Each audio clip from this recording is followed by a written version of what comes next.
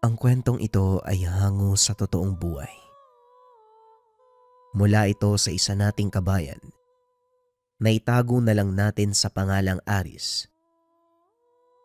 Walang eksaktong taon, probinsya ng Negros Oriental. Aris, ano ba? Lagi ka na lang nahuhuli ah. Ano bang ginagawa mo? Wika ng amo na si Malbar. Sandali lang, amo. May inaamoy kasi kung kakaiba eh. Tugon ni Aris. Sigurado ka ba? Nakasama, sandali lang. May naamoy si Aris.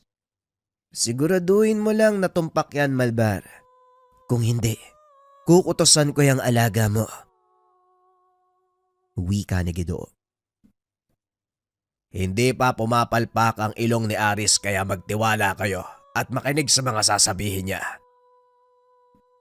May ba ako Bakit ba ang laki ng tiwala mo sa binatang yan? Kakaiba si Aris, lalo na pagdating sa pangaso. Matalas ang pangamoy at paningin niya, lalo na tuwing gabi. Hindi ko din alam kung bakit, pero ganyan siya simula pagkabata. Saan mo ba nakuha yang si Aris? Sa pagkakaalam ko, wala ka namang asawa, di ba? Napulot ko lang siya sa kabundukan. Malapit sa pamayanan ng mga lumad na sinalakay ng mga rebelde. Ang hinala ko, isa siya sa mga katutubo. Pero nang ipagtanong ko sa mga nakaligtas na lumad, walang nakakakilala sa bata. Kaya kinupkup ko na lang. Medyo nahirapan ako kasi napakailap niya sa akin pero nang tumagal, unti-unti ko namang nakuha ang loob. Nagkaroon ka patuloy ng alagang katutubo. Hindi alaga ang tingin ko sa kanya, Gido, kung hindi kaibigan. Maraming beses na akong iniligtas ni Aris. Utang ko sa kanya ang ikalawang buhay ko. Kasalukuyang nangangaso ang magkaibigang si Malbar at Gido. Mula sa syudad ang mga ito at palaging nagagawi sa kabundukan upang manghuli ng usa at baboy ramo. Sagana sa ligaw na hayop ang kagubatang iyon dahil pinangangalagaan ito ng katutubong naninirahan sa lugar. Kasakasama nila ang binatang nagngangalang Aris. Inampun ito ni Malbar. Nung 5 taong gulang pa lamang, natagpuan niya ito sa kagubatan ng minsang salakayin ng rebelde ang pamayanan ng katutubo sa lugar. At dahil wala namang umangking kamag-anak, kinupkup ito ni Malbar at nang magbinata, lumabas ang likas na kakayahan sa pangaso. Kakaiba ang talas ng paningin ni Aris. Nakakakita ito sa gabi. Kaya naman mas gusto ni Malbar na mangaso pag maliwanag ang buwan. Siguradong nakakahuli sila ng magandang uri ng usa. O hindi kaya naman baboy ramong nasa sapat na gulang. Bukod sa karne ng mga ito, kinukuha din ni Malbar ang mga sungay ng lalaking usa upang maibenta sa mga mananandok. Ginagawa nila itong nabara na mabisang pangtanggal ng lason mula sa makamandag na hayop. Samantalang ang mga baboy ramo naman, kinukuha ang mahabang pangil upang gamiting sisidlan ng mga habak. Nakadalasang ginagawa naman ng mga antingero nitong kaibigan. Maliban sa likas na kakayahan ni Aris, napakabilis din itong kumilos sa loob ng kagubatan na tila ba gamay na gamay ang paligid at ilang beses nang napuntahan kahit unang beses pa lang nakapunta sa lugar. Matapos ang matagumpay na pangangaso, nagpahinga ang mga ito. Hindi maiwasan ni Gido na tanungin ang binata tungkol sa kakayahan. Matanong nga kita, Aris, saan ba nanggagaling ang kakayahan mo? Bakit ang galing mo sa ganitong larangan? Hindi ko rin alam, Manong eh. Kusa na lang pong dumarating sa akin ang kaalaman kapag kakailanganin ko. Alam mo, para kang musang. Ganyan ang katangian nito kahit pa saan mo sila dalhin. Babalik at babalik sila sa lugar kung saan sila ipinanganak. Bukod pa dyan, parang may sarili silang mapa ng mundo. dahil hindi mo sila kayang iligaw. Tama ho kayo at ganun din po ako. Ganyan din ang kakayahan ko. Kahit piringan mo ako at iwanan sa gitna ng kagubatan, sa oras na maamoy kita, kayang-kaya kong puntahan ang kinaroroonan mo. Pag-uusap ng dalawa. Napatingin na lang si Guido kay Malbar. Hindi to makapaniwala sa mga narinig. Mahaba pa ang araw natin. Maaga pa tayong nakahuli. Mamaya mapapatunayan mo ang sinasabi ni Aris. Inantay ng tatlo ang paglubog ng araw dahil doon palang lalabas ang malaking baboy ramo. Nang dumilim na ay muling pumasok sa kagubatan ang grupo. Nauna si Aris at habang nag-uusap ang magkaibigan, bigla na lang tumakbo papasok sa masukal na bahagi ang binata. Alam ni Malbar ang ibig sabihin nito. Magtago ka na at ihanda mo ang baril mo, Guido. Maya-maya lang, lalabas na ang malaking baboy ramo. O sige, tignan natin kung totoo ang sinasabi mo. Sigurado yan, Guido. Itaga mo sa bato. Wika ni Malbar. Maya-maya ay lumabas mula sa talahiban ang maliit na biik. Kasunod ang ilang malaking inahing baboy ramo. Akmang babarilin na sana ito ni Guido. Ngunit pinigilan ito ni Malbar. Hindi yan ang punterya natin dito, Guido. Antay mong susunod na lalabas. Pasensya na. Hindi namin pinapatay ang inahin, lalo pat meron siyang maliit na biik. Sayang. Ang taba pa naman. Maganda ang pangangatawan ng isang yun. Mas mamamangha ka sa paparating. Mag-antay ka lang. Huwag kang magbadali. Wika ni Malbar. Maya-maya ay biglang gumalaw ang talahiban. Nanlaki ang mga mata ng dalawang mangangaso nang makitang papasugod sa kanila ang dambuhalang baboy ramo. Nakasakay sa likod nito si Aris habang paulit-ulit na sinasaksak sa batok ang nilalang. Huwag mong susugatan ang katawan, Aris. Mamahalin ang balat ng isang to. Sigaw ni Malbar. Inumang ni Guido ang baril sa noo ng baboy ramo. Kinalabit ang gatilyo. Ngunit hindi man lang ito natinag.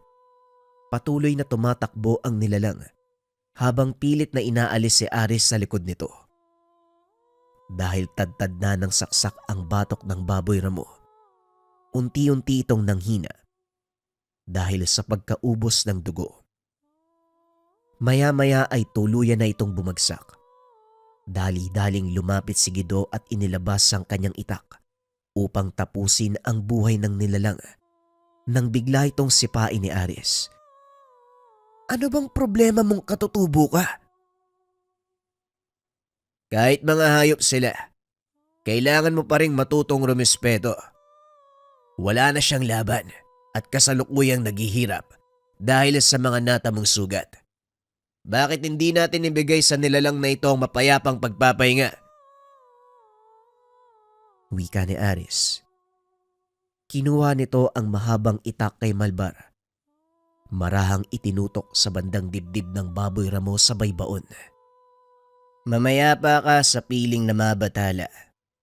Salamat sa iyong sakripisyo.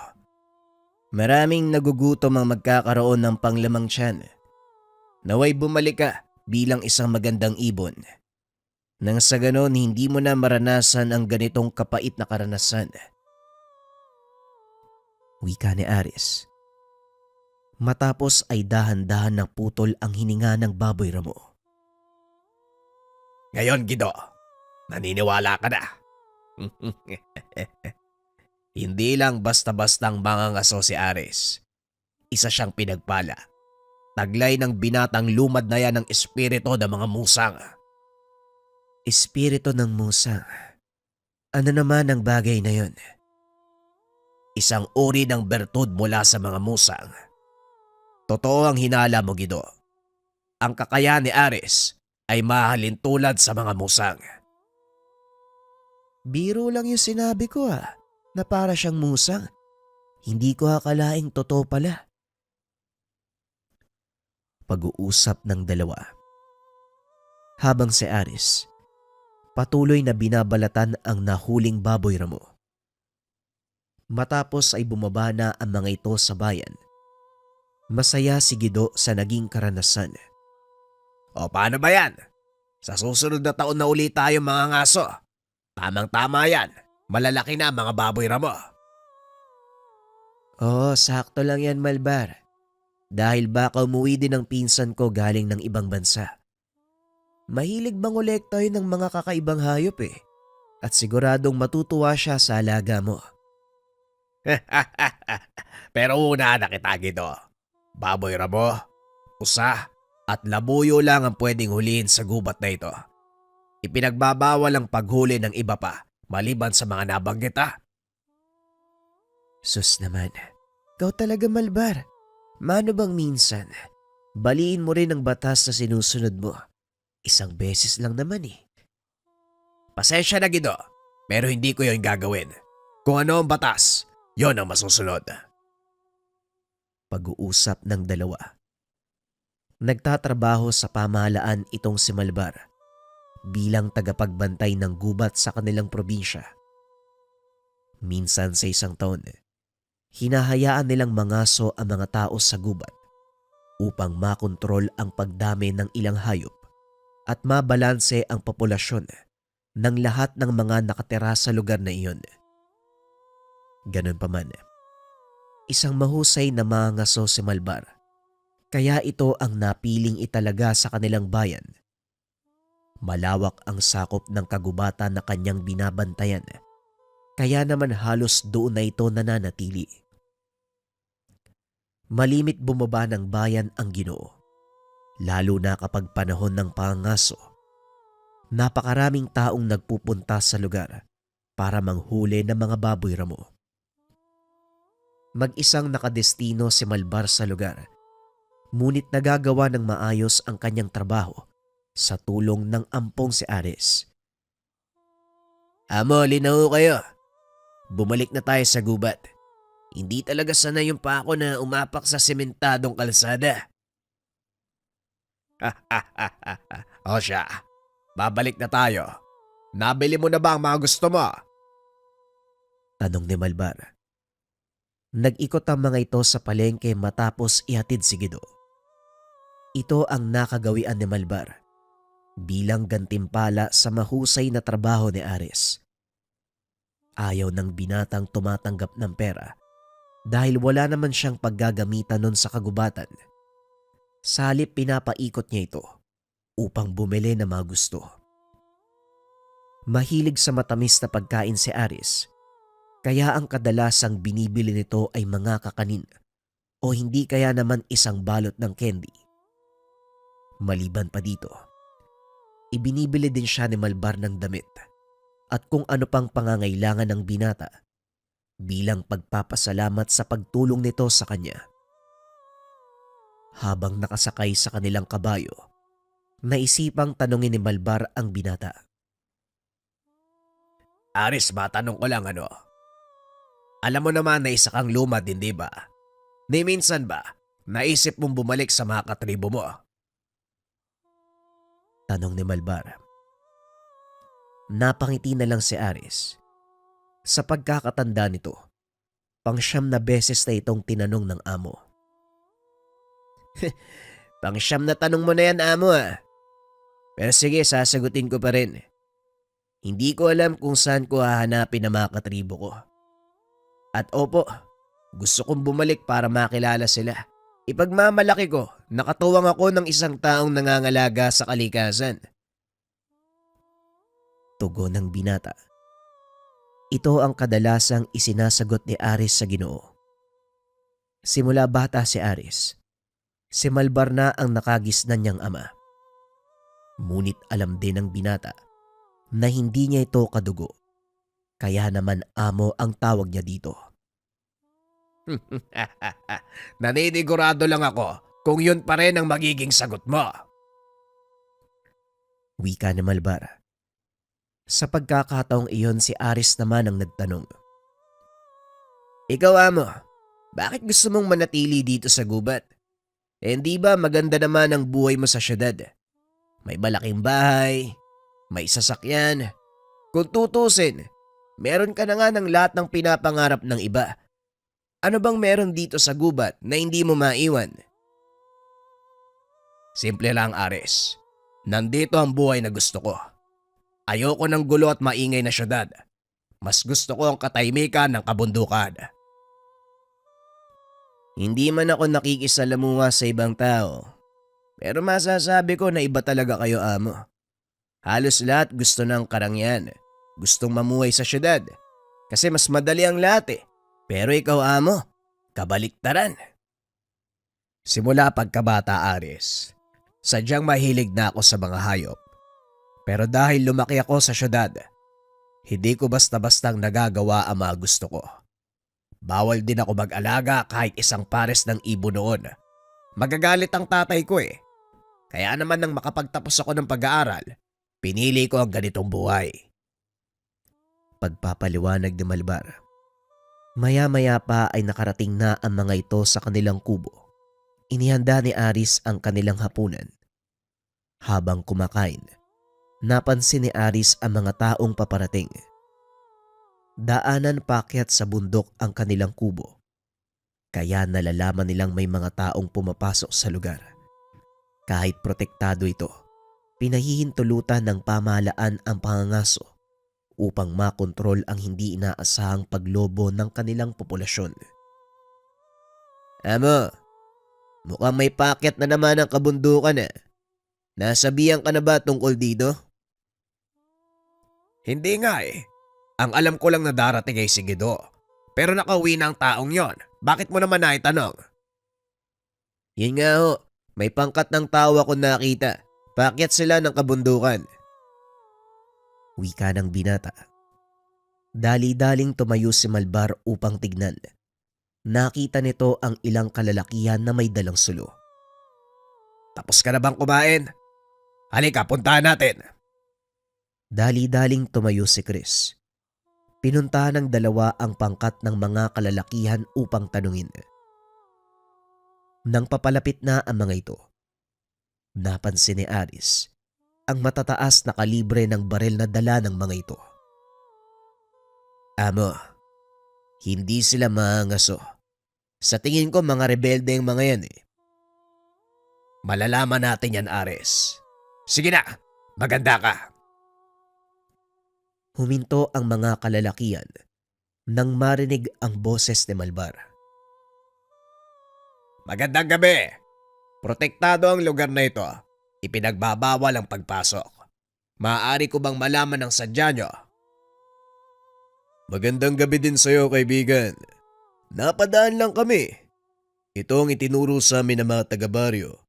Mas malapit daw ang daanan papunta sa kabilang bundok.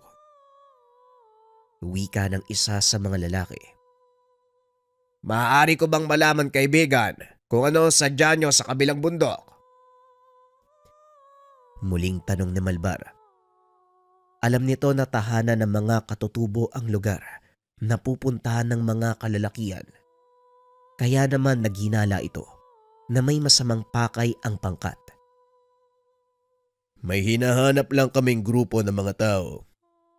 Nga pala, ang pangalan ko ay Antonio. Mga sundalo kami. Natasang huli ng isang grupo ng kalalakihang iligal na nagpupuslit ng mga katutubo papunta sa ibang bansa. Ako naman si Malbar. Nagtatrabaho din sa pamahalaan. Kung ang pakay nyo ay makarating ng mabilis sa kabilang kabundukan, mali ang daan na tinatahak nyo. Mali. Kapitan mismo ng baryo sa pana ng kabundukan. Siya yung napagtanungan namin eh. Itinuro niya ang daang ito. Paano siya magkakamali? Bangina ang dulo ng daanang ito. Maaaring mali ang pagkakaintindi nyo. 10 oras na ng gabi, bakit hindi muna kayo magpahinga? Bukas, ituturo ko sa inyo ang tamang daanan. Wika ni Malbar. Sumunod naman ang kalalakihan sa kanya. Hinayaang magtayo ang mga ito ng kani-kanilang mga tolda. Matagal ka na bang nakadestino sa lugar na ito, Malbar? Oo, 2 dekada na ako nandito. Kaya kabisado ko na ang pasikot-sikot sa gubat. Marahil hindi lang kayo nagkaintindihan ni Kapitan Simon. Siguro nga. Pero maraming salamat ha. Dahil kung hindi mo kami pinigilan, malamang naligaw na kami. Wala yon. Ginagawa ko lang ang trabaho ko. Nga pala, nabanggit mo na hinahanap niyo yung mga taong iligal na nagpupuslit ng mga katutubo papunta sa ibang bansa, tama ba?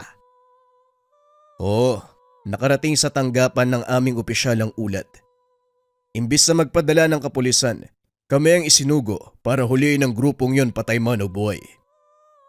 Tugon ni Antonio. Biglang nagsalita si Aris sa tabi ni Malbar. Ano naman po yung ginagawa nila sa mga katutubong nahuhuli? Nagulat si Antonio. Hindi man lang nito napansin ang binata. Teka, kanina ka pa ba dyan bata? Malbar, anak mo ba to? Hindi Antonio. Siya si Aris, isang katutubong lumad. Inampun ko siya simula pagkabata. Tugon ni Malbar. Nagtaka si Antonio dahil hindi nito naramdaman ang presensya ng binata. Ginagawang alipin, pero ang totoong pakay ng pangkat na yon ay ang babaylan o ang manggagamot ng mga tribo. Hinuhuli nila ang mga ito dahil sa taglay na kakayahan. Alam mo naman siguro ang tungkol sa mga bagay na yon, hindi ba? Oo, alam kong tungkol sa mga babaylan. Katunayan sila nga po ang... Tinakpa ni Malbar ang bibig ni Aris para hindi maituloy ang sasabihin. Oo, naririnig ko rin sa mga taga-baryo ang tungkol sa kakayahan ng mga katutubong babaylan. Ang ilan sa kanila may kakayahang bumuhay ng patay. Wika ni Malbar. Napako ang atensyon ni Antonio sa sinabi ni Aris bago pa takpan ng Ginoo ang bibig nito. May sinasabi ka kanina bata. Maaari mo bang ituloy? Yun o yun, yung sinabi ni Amo. Tugon ni Aris. Nauunawaan naman ito kung bakit kailangang ilihim ang kanyang kakayahan. Kung totoo man ang bagay na yon, mapanganib na mapa sa kamay nila ang ganong uri ng tao. Tama ka. Kung ano man ang pakay nila, paniguradong hindi yon maganda. Wika ni Malbar. Medyo lumalalim na ang gabi. Kaya nagpa siya ang grupo na magpahinga. Kinabukasan maagang nag-ayos ang mga ito. At gaya ng ipinangako ni Malbar, sinamahan nila ang pangkat ni Antonio papunta sa kabilang bundok. Nagtitiwala po ba kayo sa kanila, Amo? Hindi lubusan, Aris. Pero ang suot nila ay mga uniforme ng militar. Kaya sigurado namang galing sila sa pamahalaan. Isa pa ang mga dala nilang baril. Tanging pamahalaan lang ang nagmamay-ari ng ganyang klase. Huwag kang mag-alala. Malalaman ko naman kung may masama silang binabalak. Pero Amo, nababahala ako para sa mga katutubo. Mantakin mo, nanganganib pala ang buhay nila. Bakit may mga taong naghahangad ng sobra? Wika ni Aris. Hindi na sumagot pa si Malbar dahil natapos na sina Antonio sa pagliligpit ng kanilang mga gamit. Mahigit 1 araw na lakaran bago natin marating ang hangganan ng gubat na sakop ko. Mula doon, kailangan nating tawarin ang isang ilog na pinamumugaran ng mga buhaya.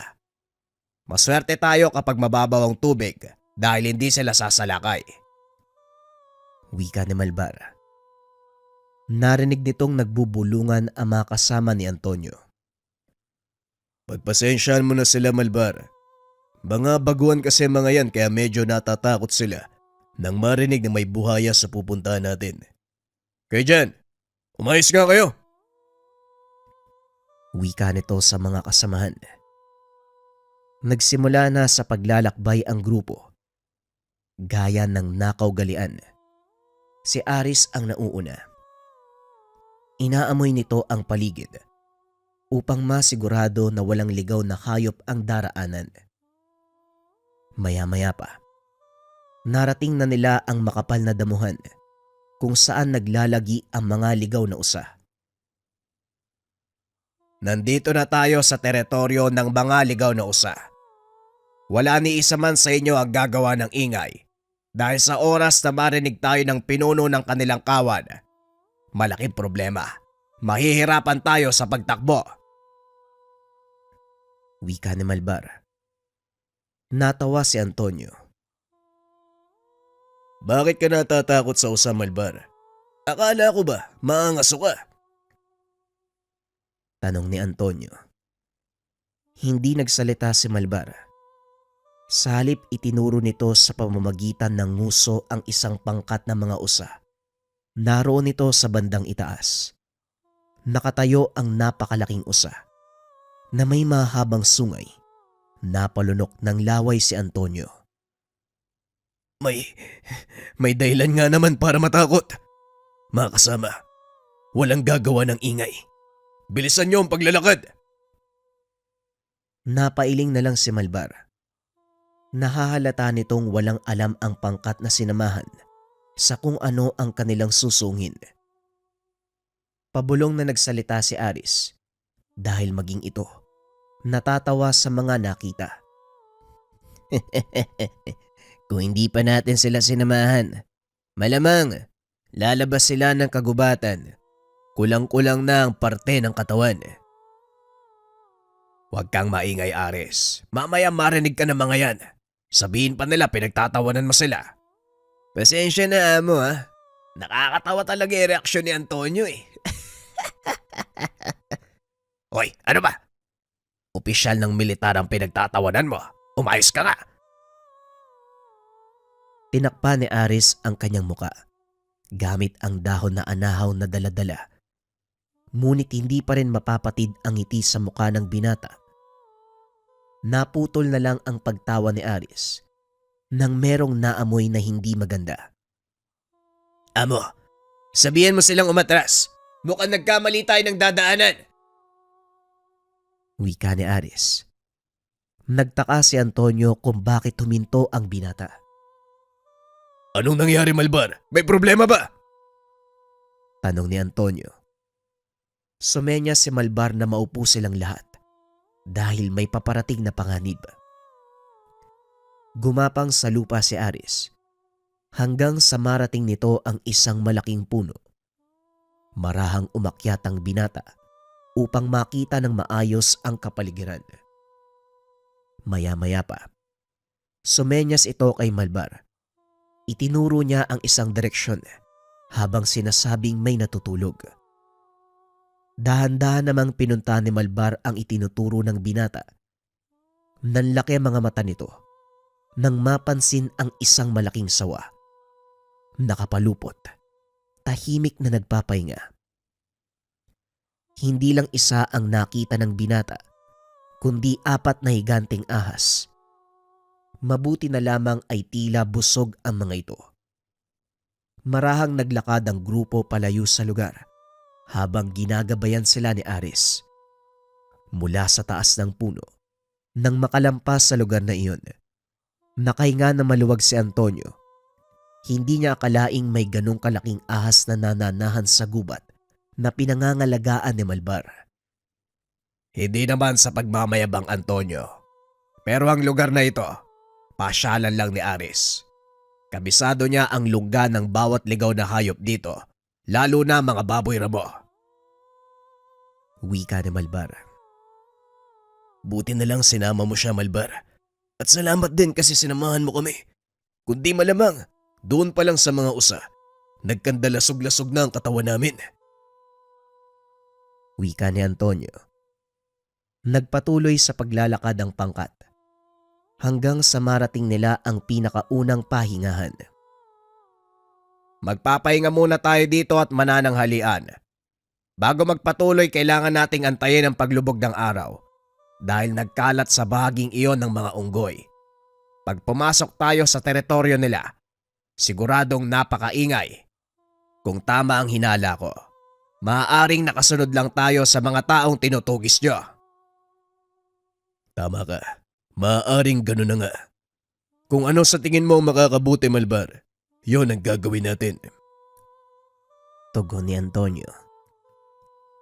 Nagpahinga ang mga ito habang inaantay ang paglubog ng araw. Nang huli si Aris ng ilang labuyong manok. Kakainin ito ng pangkat bago magpatuloy sa paglalakbay.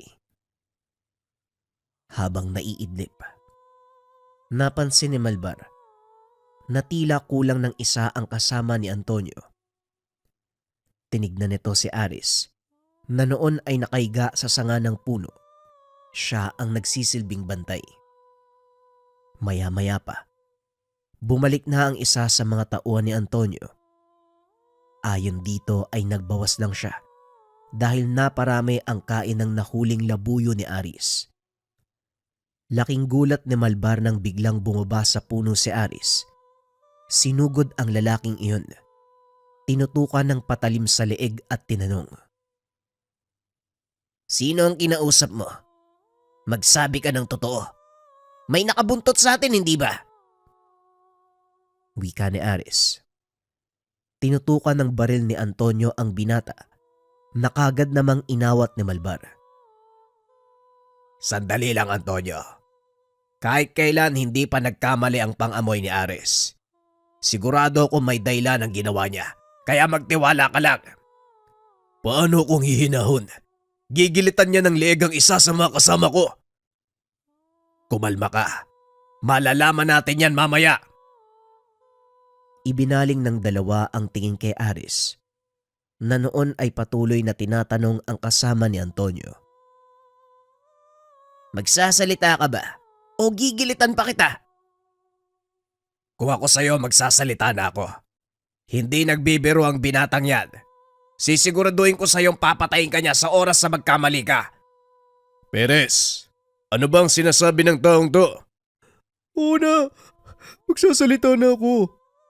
Yung hinahanap nating pangkat kanina pa nandito eh. Pasensya na, Kapitan Antonio. Mas malaki kasi yung bayad nila sa akin eh.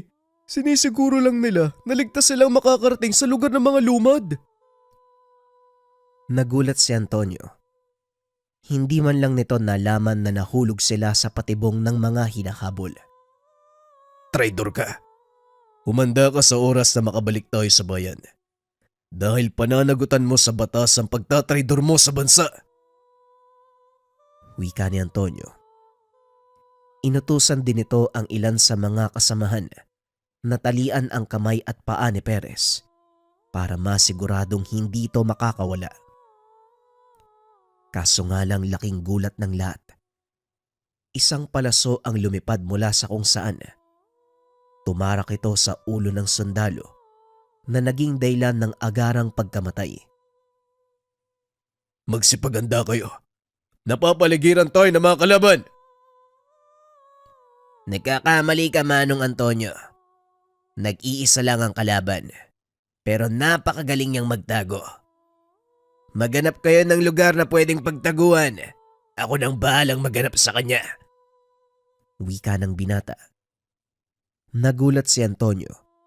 Unti-unting naglalaho sa kanyang paningin si Aris. Anong nangyayari? Saan nagpunta si Aris? Isa yan sa kakayahan ni Aris. Hindi ba naniniwala ka sa mga kababalagan? Pwes manood ka. Nang masaksihan mo ang kakayahan ng isang taong biniyayaan ng kapangyarihan ng kalikasan. Pag-uusap ng dalawa. Naputo lang ito nang biglang may kumaluskos sa kanilang harapan.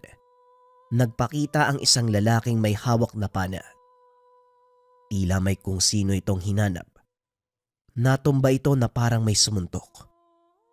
Nang muli itong tumayo, nakita ng grupo ang kalmot sa mukha nito. Maya-maya pa nagpakita na si Aris. May hawak itong patalim na walang pagdadalawang isip na itinarak sa leeg ng lalaki. Ito ang taong kausap ni Perez. Isa sa mga tulisang tinutugis niyo. Nauna makasama niya sa kabilang ibayo, kaya kailangan na nating magbadali. Wika ni Aris. Namangha ng gusto si Antonio sa ipinakitang abilidad ng binata Hindi nito lubos akalain.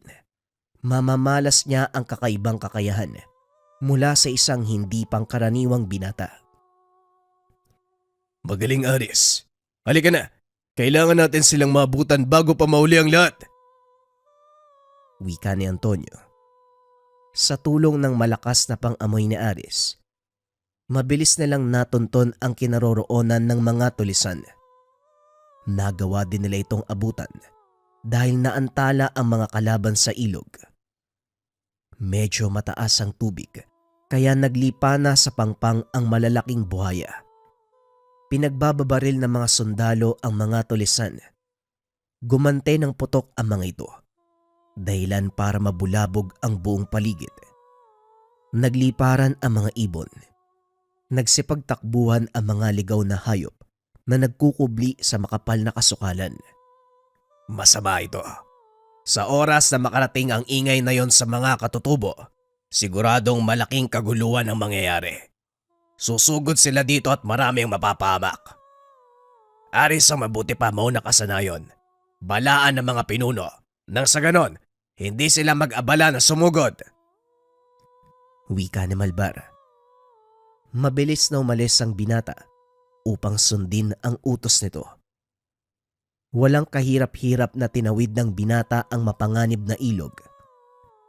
Nang makarating ito sa kabilang pangpang, mabilis siyang tumakbo papunta sa kinaroroonan ng nayon. Pagkarating, nakita ng binatang nagkakagulo ang mga katutubo. Kanya-kanyang dampot na mga sandata, naghahanda para sa pagsalakay. Sandali lang, mga kasama. Huwag niyong ituloy ang pagsalakay. Ang narinig yung putukan ay mula sa kabilang ilog.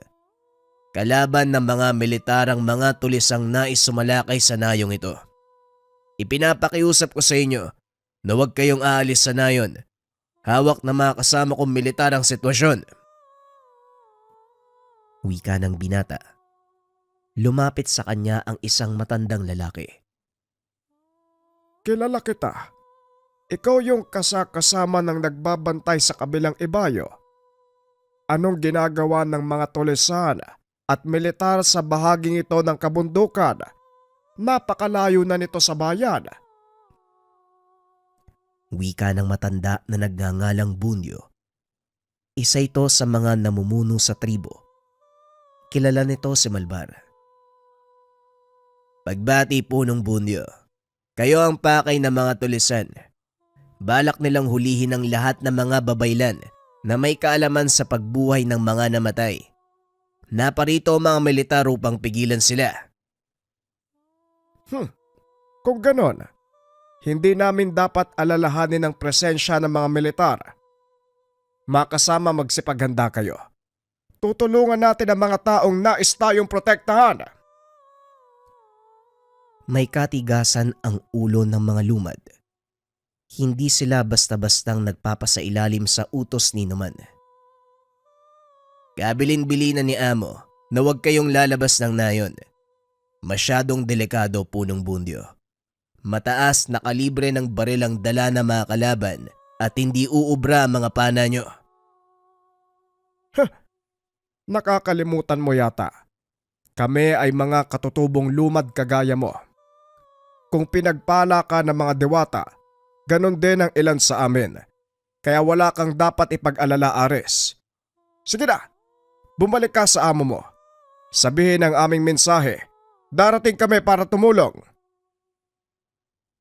Tugon ng matanda. Kaso nga lang, nagkaroon ng pagsabog sa labas ng nayon. Naloko na. Mukhang nadaig ng mga tulisan ang puwersa ng militar. Wala na tayong magagawa kung hindi pangalagaan ang ating mga sarili. Mga kasama, magbadali kayo. Ilikas sa mga kababaihan, babaylan at mga kabataan. Maiwan ang lahat ng may kakayahan sa pakikipaglaban. Haharapin natin ang mga dayuwang ito. Walang sino man ang makakapasok sa nayon nang hindi dumadaan sa ibabaw ng bangkay ko. Wika ni Tandang Bundio. Maya-maya pa nagpakita na ang mga tulisan. Sumugod naman ang mga mandirigmang lumad. Ngunit sa kasamaang palad, hindi sila umubra sa mga baril ng kalaban. Isa-isang nagbagsakan ang mga ito hanggang sa iilan na lang ang natira. Napilitan na ring makisali si Aris dahil kung hindi, tuluyang mauubos ang mga lumad. Sinalakay ni Aris ang mga tulisan gamit ang kanyang sandata. Lingid sa kalaman ng binata, nakaligtas sina Malbar at Antonio. Kasalukuyang nanonood ang mga ito sa laban. Maging si Malbar, namangha sa ipinakita ni Aris dahil unang beses itong makita ang binata sa aktwal na pakikipaglaban. Mahusay ang pagtuturo mo sa batang yan, Malbar. Sayang lang, dahil mukhang dito na magtatapos ang buhay niya. Anong sinasabi mo? Hindi ko tinuruan si Aris. Likas sa kanyang kausayan ang pakikipaglaban. At anong katapusan? Tignan mo nga itsura niya.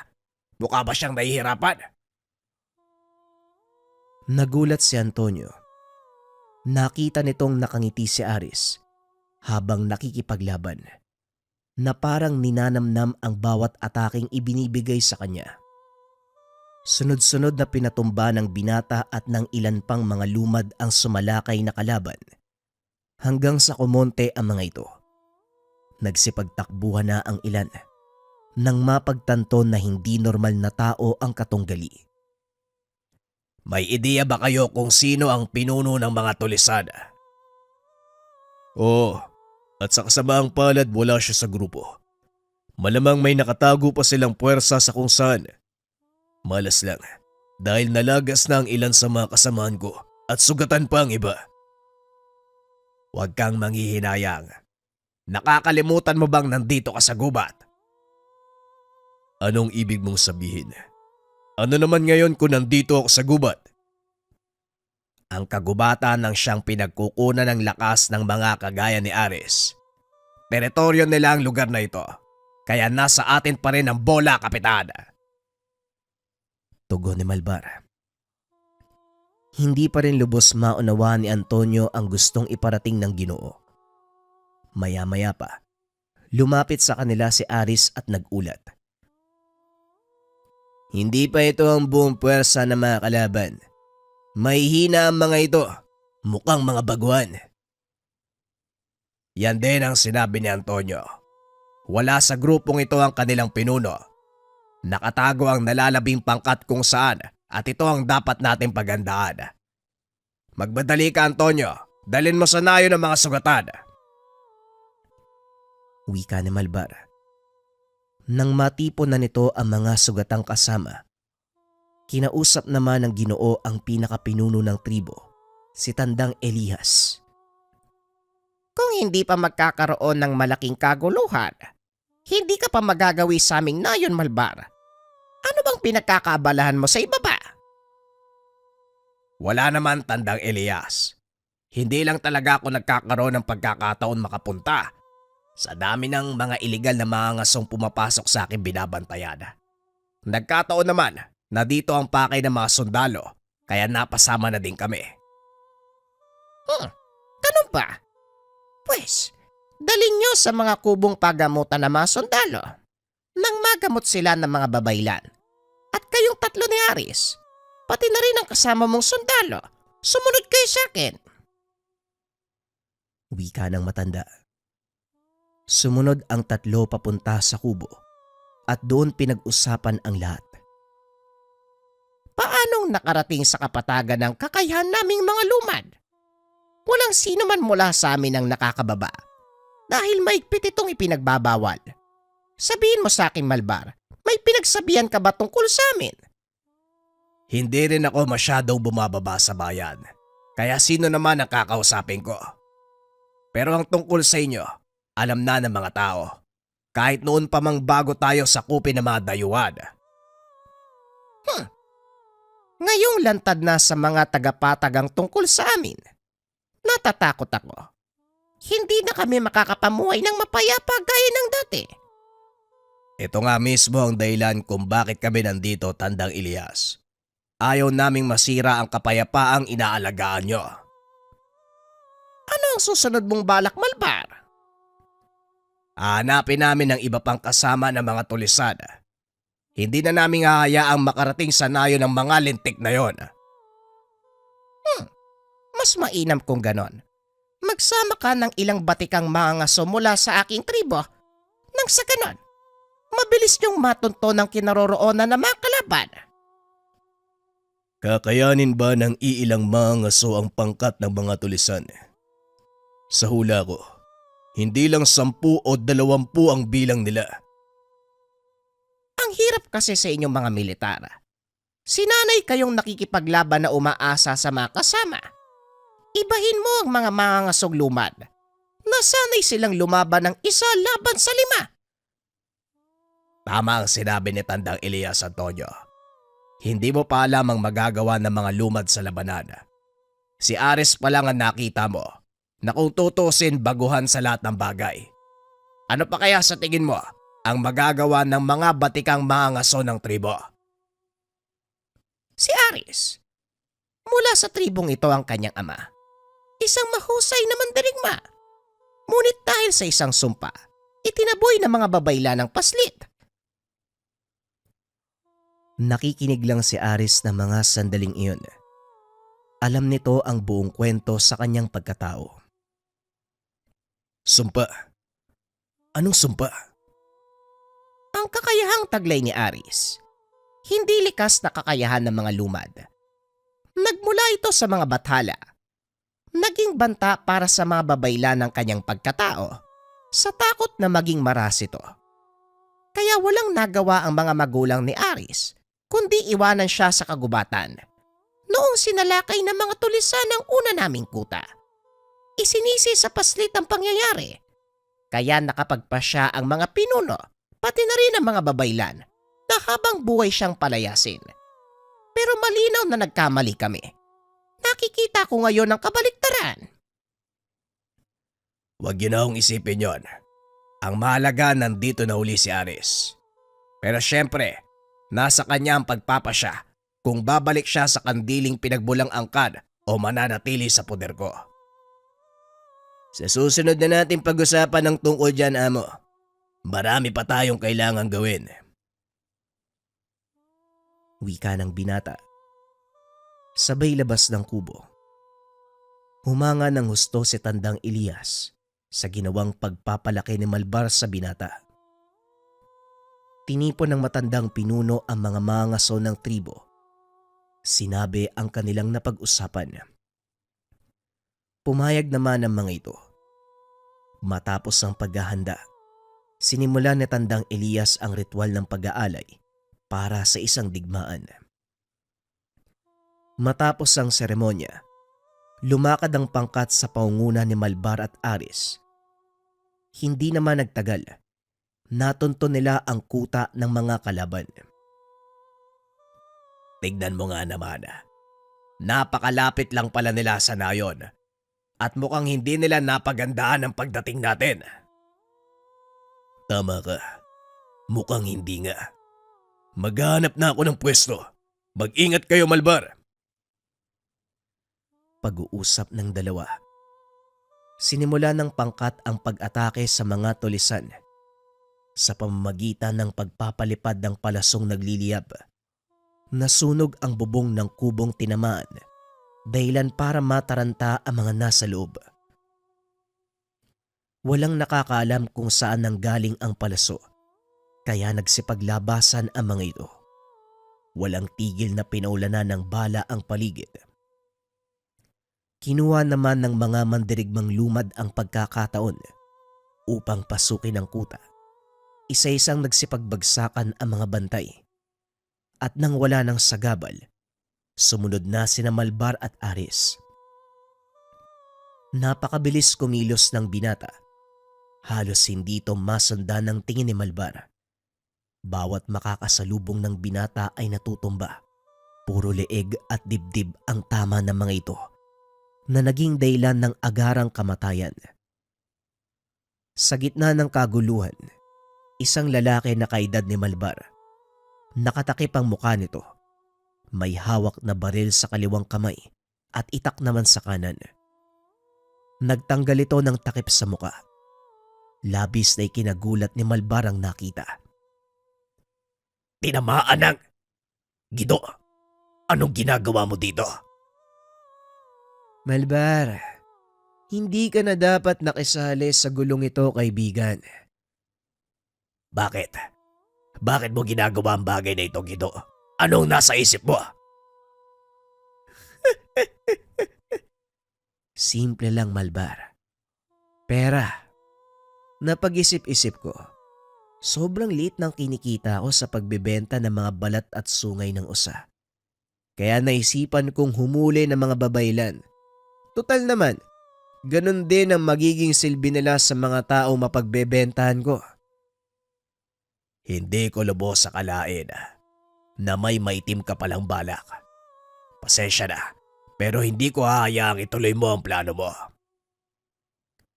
Akala ko ba magkaibigan tayo? Bakit mo ko pinipigilan? Magkaibigan tayo, Gido. Kaso labag sa batas ng tao at Diyos ang ginagawa mo. Hindi ko ito maaaring paintulutan. Gagawin ko ang lahat. May sa katuparan lang ang mga plano ko, Malbar. Kaya pasensya na lang tayo dahil papatayin ko kung sino man ang haharang sa akin. Pag-uusap ng dalawa. Matapos ay pinagbababaril ni Gido si Malbar. Mabuti na lamang nakailag ito. Napalingon si Aris sa amo. Nakitang nahihirapan ito sa laban. Dali-daling tumakbo ang binata para tumulong. Ngunit natigilan ito nang makita kung sino ang katunggali ni Malbar. Manong Gido, anong ginagawa niyo dito? Napahinto sa pag-atake si Gido nang makita si Aris. Tignan mo nga naman. Nandito ka rin pala. Alam mo, mas lalo mo lang pinapadali ang trabaho ko, Malbar. Isasama ko yung alaga mong katutubo sa koleksyon ko. Wika ni Gido. Sabay pa ulan ng bala kay Aris. Salip na umiwas. Sinuong ito ng binata. Sa bilis itong kumilos, hindi siya matamaan ng kalaban. Nang makalapit ang binata, inundayan nito ng taga ni Gido. Mabilis namang nakaiwas si Aris. Gamit ang hawak na patalim. Gumante ng atake si Aris. Pinutol ang kamay ni Gido. Sumigaw ang kalaban. Pinagbababaril ang binatang lumad. Sa kasamaang palad, nadaplisan si Aris sa kanang binti. Dahilan para bumagsak ito. Itinutok ni Gido ang baril sa ulo ng binata. Akmang ipuputok na sana nang bigla itong maglaho sa paningin. Nabalot ng nakakabinging katahimikan ng paligid. Laking gulat ni Malbar nang biglang gumulong ang ulo ni Gido sa lupa. Saka pa lamang napagtanto ng Ginoo na nasa likod nito si Aris. Ay nako, hindi ko naisip na mangyayari ito sa'yo, kaibigan. Pasensya ka na. Hindi kita napigilan kagad. Hindi sana humantong sa ganito. Noon pa man, may naaamoy na kung hindi maganda sa pagkatao ni Manong Gido. Hindi ko lang pinapansin dahil wala pa naman siyang ginagawang masama. Pero ngayon sa palagay ko, karapat dapat para sa kanya ang kamatayan. Tugon ni Aris. Narinig ng dalawa ang sigawan ng mga lumad. Nangangahulugan na nagtagumpay sila sa laban. Bumalik ang mga ito sa kanilang nayon. Pinagdiwang ang nakamit na tagumpay. Natalo ang mga tulisan. Kaso nga lang, wala namang natirang buhay sa kanila. Paano ka ngayon mag-uulat sa mga opisyal mo? Ako nang bahala doon. At saka huwag mo munang isipin ang tungkol dyan. Nasa kalagitnaan tayo ng kasiyahan. Tugon ni Antonio. Napangiti na lang si Malbar sa naging tugon ng sundalo. Hinanap nito si Aris. Nakitang nakikipag-usap sa mga nakakatanda. Bawat isa sa mga ito ay nagpapasalamat sa ginawa ng binata. Maya-maya pa, lumapit si Aris kay Malbar. Amo, may sasabihin ako, pero sana wag kang magagalit ha. Alam ko ang pasya mo, Aris. Kung kailangan mong bumalik sa pinagmulang angkan, walang problema sa akin. Ang totoo niyan, masaya nga ako eh. Kasi tinanggap ka nila uli. Talaga, amo? Pero hindi naman yan yung sasabihin ko eh. Ganun ba? Eh ano naman? Mukhang magtitiis ka habang buhay na kasama ako. Dahil nagpaalam ako sa mga nakakatanda at pumayag silang mamuhay ako kasama mo. Napasapo na lang ng noo si Malbar.